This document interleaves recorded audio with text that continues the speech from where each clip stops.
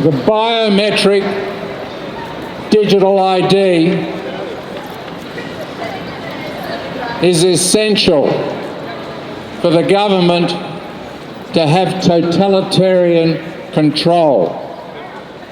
And the Albanese government's latest attempt to introduce a biometric digital ID was through the e-safety bill.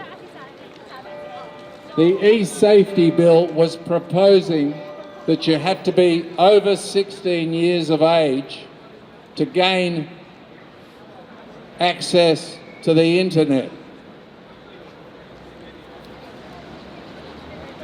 So it was a thinly veiled attempt to get us all to have a biometric digital identity. And once they had that, all they've got to do is bring in a central bank digital currency and they have total financial control over us. As is currently in operation in mainland China. And the mainland Chinese, as compliant as they have been, have decided that they're not happy with this level of control. And there is some resistance, I believe, in mainland China to this happening. Now, we've got to stop this before it gets to that stage. So I'm just bringing that to your attention. Welcome to the 306th Julian Assange Sydney Town Hall gathering. As the events reported in our media become more and more ridiculous, the need for ordinary people to freely speak with each other becomes more and more important. We each need to make judgments about information we are fed based on our life experiences. If we allow media narratives to dominate our lives, we become useful idiots in the service of our corrupted systems of governance. Truth depends on our individual abilities to evaluate it. Just because others repeat narratives they have heard from the media, it doesn't mean you have to believe and repeat it. If there is no way for you to verify for yourself whether something is true or not, then that information shouldn't be given the importance of something you can verify. In a world where puppets in government are armed with talking points that are scripted for them to fit with narratives of control that encourage everyone to accept legislation that violates our human rights, we all have to take responsibility for what we believe. We need to realise that governments must always respect the human rights of everyone. Yet our governments manage to pass legislation that none of us want.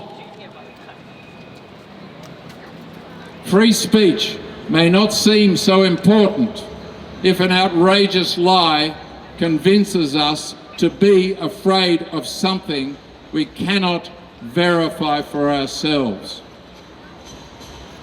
If we allow sensational lies to distract us from understanding the magnificence of free speech, we are denying ourselves the solution to many real-world problems and the chance of achieving transparent democracy, freedom, peace, and true justice. Please join us at Sydney Town Hall and express yourself freely so that we may all benefit from your knowledge and insight. The Assange movement continues. Free, free, free the truth. Free, free, free the truth. Free, free, free the truth. Thank you.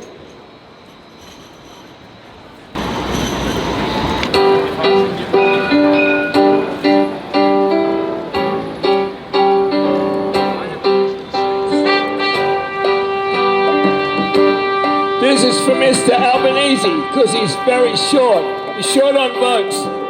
Short people got nobody. Short people got no reason.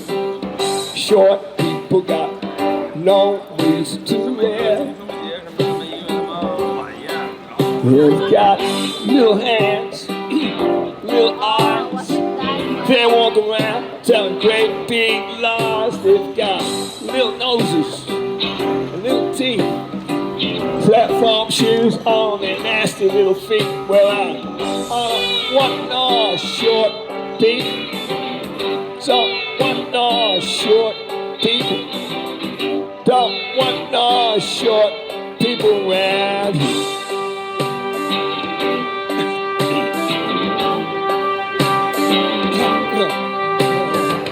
But short people are just the same as you and I. Fools such as I. Oh man, our brothers and two. The day they die. And it's a wonderful world. Short people got nobody.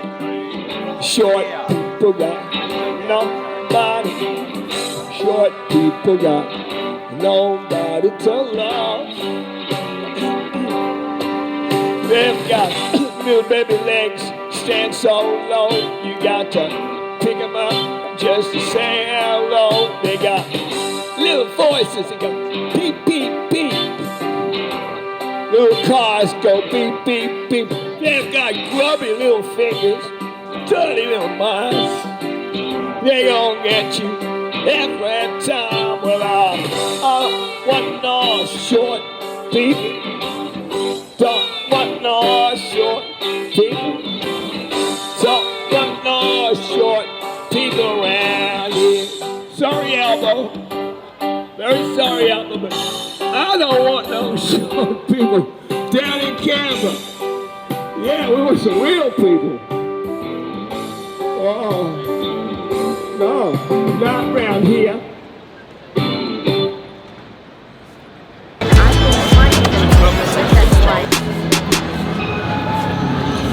Friends, supporters, fellow Australians. We're standing here today because something bigger than me, bigger than one doctor, is at stake. What is at stake is truth, justice, and free speech in this country. For almost 4 years, I have been silenced, not because of wrongdoing, not because of a patient complaint, but because I dared to speak truth and stand against a system that is more interested in control than in justice. I was suspended as a doctor on the 27th of October 2021. No patient had made a complaint against me. Instead, complaints were generated and carried forward by regulators themselves. They seized medical records without consent. They investigated me with powers that were never meant to be abused in this way. And they have kept me in a punishment that has no end. But this is about more than a license. This is about freedom. When a regulator can hold a doctor's license hostage to silence them, then every citizen in this country should be afraid. Because if they can do it to me, they can do it to anyone. I have been told what I can and cannot say online. I have been threatened with cancellation for sharing articles, for expressing opinions, and for asking questions. But free speech is not a privilege granted by bureaucrats. It is a right, a God-given right, and one protected under international law. I stand here today to say free speech is not negotiable. Truth is not for sale. Along the way, I have endured intimidation, bias, and even humiliation in the tribunal process. Judges and prosecutors questioned not just my evidence, but my character. They mocked the way I spoke. They dismissed my testimony. They treated me not as a witness, but as an enemy. Yet despite all of that, I am still here, still standing, still speaking, and I will keep speaking because silence is not an option. I want you to understand, this is not only about me, this is about the integrity of our entire medical system. When doctors are punished for lawfully prescribing, when regulators create false emergencies to justify suspensions, when they misuse their powers to access private data, the very foundation of trust between patients and doctors is broken. And if the public loses trust in medicine, who will suffer most? Patients, families, communities. I'm here to defend that trust, the trust that every patient deserves, the trust that truth will not be sacrificed for power or profit. Some may ask, why keep fighting? Why not walk away? My answer is simple. Because I cannot betray the truth. I cannot betray my oath as a doctor. I cannot betray the hope that justice still matters in this country. I know many of you have faced your own struggles. You have seen how power can be abused. You have seen how voices can be silenced. But together, we can make sure they do not succeed. To the regulators who think they can crush dissent, you are mistaken. You may suspend a license, but you cannot suspend the truth. You may silence one doctor, but you cannot silence the people. To the public, I say, stand up, ask questions, demand accountability. Do not let fear steal your freedom. I'm here today because I believe in Australia. I believe in justice. I believe in a future where truth will prevail and where freedom will once again be respected. So let us leave this place today with courage.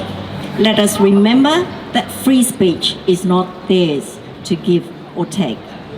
It is ours. And no matter what they try, we will not be silenced. Thank you.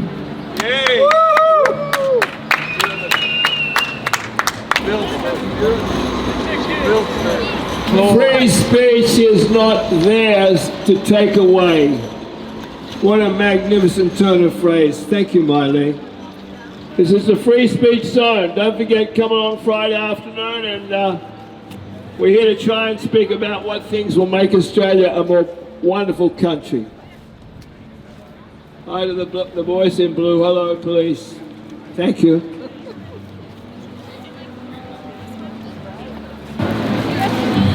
位朋友，大家好。今天我站在这里，想要表达中国人，你的心有多么害怕。这个星期三，我去参加了一个辩论会。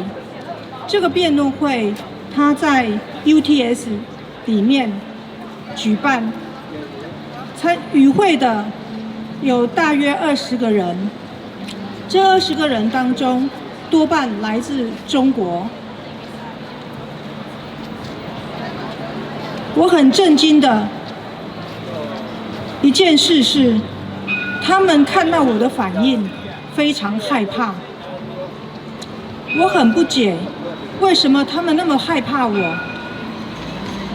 因为他们以为我是法轮功的人，其实我不是。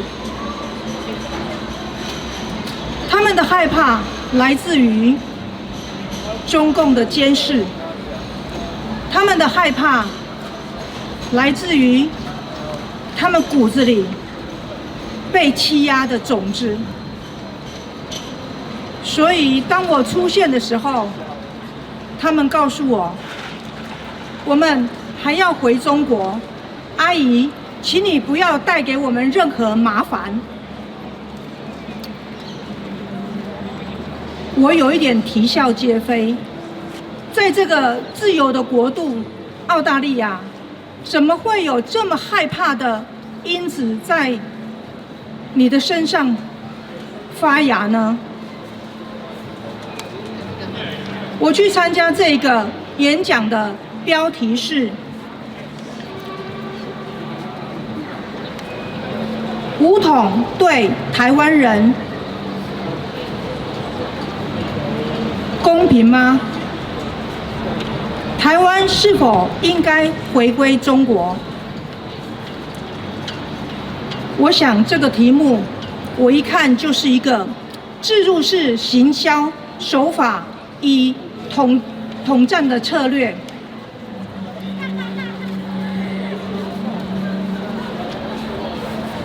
这个标题的本身，它就是一个错误的置入性手法。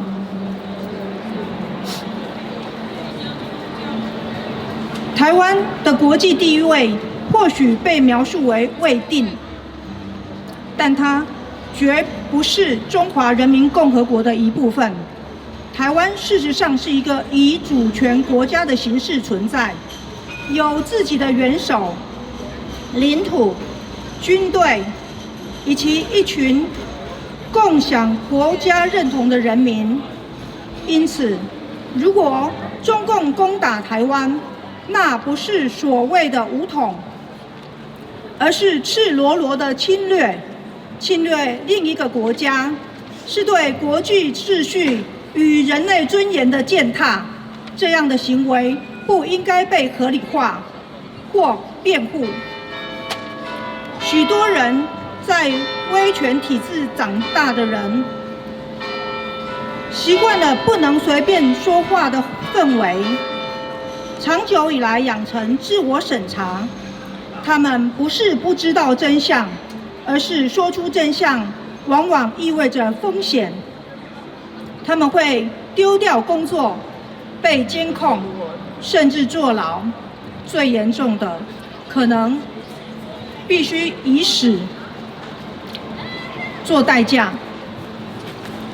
在这样的环境里，辩论沦为表演，而不是真正思想交流。因为每个人都知道该说什么，什么不能说。最后的结果是一言堂。只有中共允许的声音能存在，其他不同的声音要么被晋升，要么被抹掉。一件令人沮丧的事情是，这些人他是被欺压的，但是他们不为自己应该有自由而奋斗，他们不认为自己应该为正义而奋斗，反而他他们支持那些压迫他们的政权，而变成一个加害者，对那些可以讲出真话的勇者来做伤害。我的师父地生和尚是一个活生生的例子，他勇敢揭露中共断灭佛法的真相与中共邪恶的本质，结果他被罗织罪名追杀，甚至连他那些亲近持戒、精进修行的弟子们也被中共军警以迷信违法的罪名逮捕，到现在已经关押4个多月了，并遭受到折磨和凌虐。他们之中只有修行。为什么我会这么清楚？因为我去过妙战寺，我去过燃灯精舍，他们连我要供养的钱都不敢摸，他们持不捉清洁戒，但是现在他们全部被抓到牢里，受到虐待。